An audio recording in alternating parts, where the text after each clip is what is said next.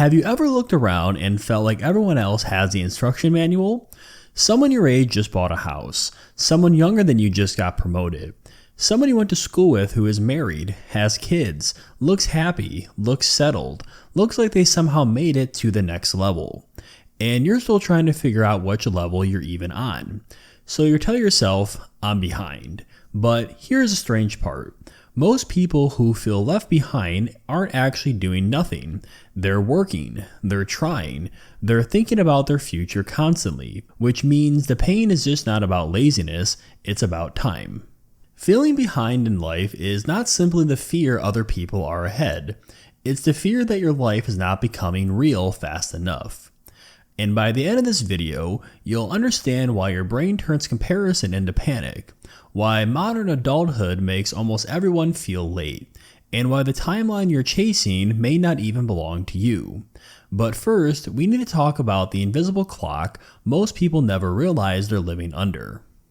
Nobody gives you a written deadline for life. Nobody hands you a document that says, by 25 you know who you are. By 28 you have your career figured out. By 30 be financially stable. By 32 be married. And by 35 own a home. But somehow these deadlines get installed anyways. They come from parents, friends, movies, old classmates, social media, the neighborhood you grew up in, and even the way people talk at family events. And eventually you stop hearing them as opinions. You start to hear them as evidence. Evidence that you are late.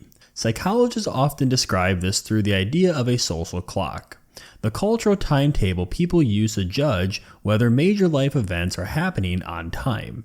And the brutal thing about a social clock is it can make a perfectly normal life feel like an emergency. The first reason people feel behind is that comparison turns into a scoreboard. And the scoreboard is unfair, because you compare your private uncertainty to someone else's public milestones. You compare your Tuesday morning anxiety to their engagement photo. You compare your bank account to their vacation. You compare the version of yourself you live with every day to the version of them that has been edited, captioned, filtered, and posted at the exact moment in their life that looked the most impressive. That does something weird to the brain. It makes you feel like everyone else is moving in a straight line. Meanwhile, your life feels like a maze. But here's a part people miss. You're not just comparing outcomes, you are comparing timelines. And when someone else reaches a milestone before you, your brain does not simply say, good for them. It says, what does this mean about me? That is when comparison becomes an identity threat. There is a useful psychological idea called self-discrepancy theory. In simple terms, it says people carry different versions of themselves. There is the actual self who you are right now, there is the ideal self who you wish you were, and then there is the ought self who you believe you should be. Feeling behind usually comes from the gap between these selves. You are not only thinking I want a better job, you are thinking I already should have one. You're not thinking I want to be more confident, you're thinking at my age I should not still be struggling with this. The one word should changes everything. A goal can motivate you, but a should can shame you, because a goal says move forward. A should says something is wrong with you for not already being there. But here is where it gets stranger. A lot of people feel left behind not because their life is objectively slow, but because their mental timeline is outdated. They're judging a modern life by old milestones. They are using a map from a world that barely exists anymore. Think about what adulthood used to look like for many people. Move out, get a job, get married, buy a house, have kids. That sequence became the default image of having your life together. But that image has changed. Far fewer young adults now hit all of these markers in the same narrow window. In the US, census data shows the old 4-part pathway, moving out, working, getting married, and having children is much less common than it was decades ago. Marriage is happening later, homeownership is happening later, more young adults live with parents than many people assume. And financial pressure is real. Younger adults report lower financial well-being than older adults.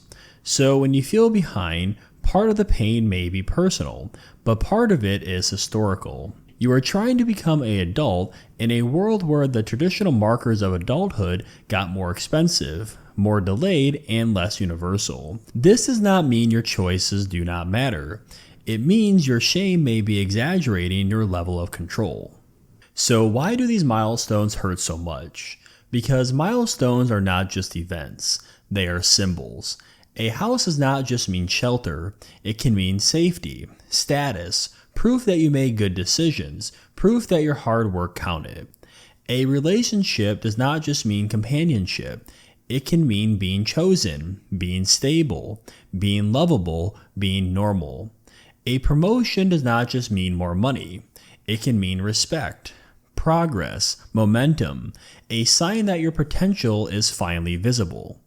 So when you do not have the symbol, your brain may assume you do not have the underlying worth. But that is a lie. Not having the symbol yet does not mean you do not have the substance. You can be building stability before anyone can actually see it. You can be healing before anyone applauds it. You can be changing before your life looks changed. Social media makes this worse because it compresses everyone's best moments into one feed. Your cousin posts a baby. Your old coworker posts the promotion. Your friend posts a wedding. A creator posts the income screenshot. And a stranger posts the morning routine. And your brain stitches them together into one imaginary person. The imaginary person is married, rich, fit, calm, successful, spiritually grounded, emotionally healed, and somehow making sourdough at 6 a.m. But that person does not exist. You are not behind one person. You are behind a collage. And a collage is impossible to catch. One of the most painful parts of feeling behind is that you start postponing permission. You tell yourself, I'll feel confident after I get the job. I'll relax after I hit the number. I'll start dating after I look better. I'll enjoy life after I catch up. But the finish line keeps moving, because the feeling of being behind is not always solved by achievement. Sometimes achievement just gives your anxiety better evidence to demand the next thing. You get the raise, but now someone makes more. You get in shape, but now someone looks better. You start the business, but now someone scaled faster. This is why some people are objectively successful and still feel late. They never change the clock. They only try to outrun it. So what does feeling behind actually mean? It does not always mean you are failing. Sometimes it means you are grieving an imagined version of life. The version where everything happened cleanly. The version where you picked the perfect career early. The version where love arrived on schedule. The version where your money, body, confidence, and purpose all matured at the same time. And when reality does not match the imagined life, the mind calls it failure. But it just may be grief. Grief for the timeline you thought you would have. And once you see that, you can stop asking, why am I so behind? And start asking better questions, behind what? Behind whose values? Behind whose expectations? Behind what version of adulthood? Behind what life that I'm not even sure I want anymore? That question matters because it separates ambition from imitation. Ambition says, I want to build something meaningful. Imitation says, I need my life to look convincing to other people. The healthier answer is not to stop wanting things. It's to build a timeline that is actually usable. A usable timeline has 3 parts. First, it is honest about your starting point. Not the starting point you wish you had, the one you actually have. Second, it's based on values, not optics.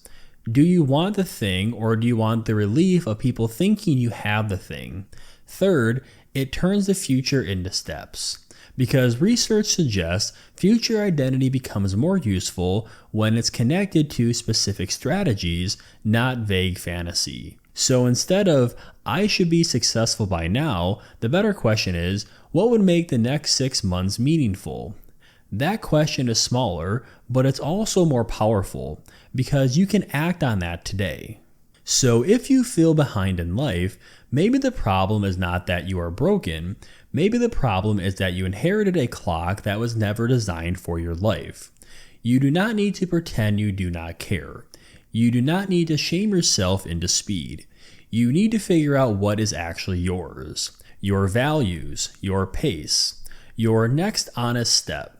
Because the goal is not to win someone else's timeline, the goal is to stop abandoning your own. If this hits home, comment one area where you feel left behind, whether that be career, money, relationships, or health purposes.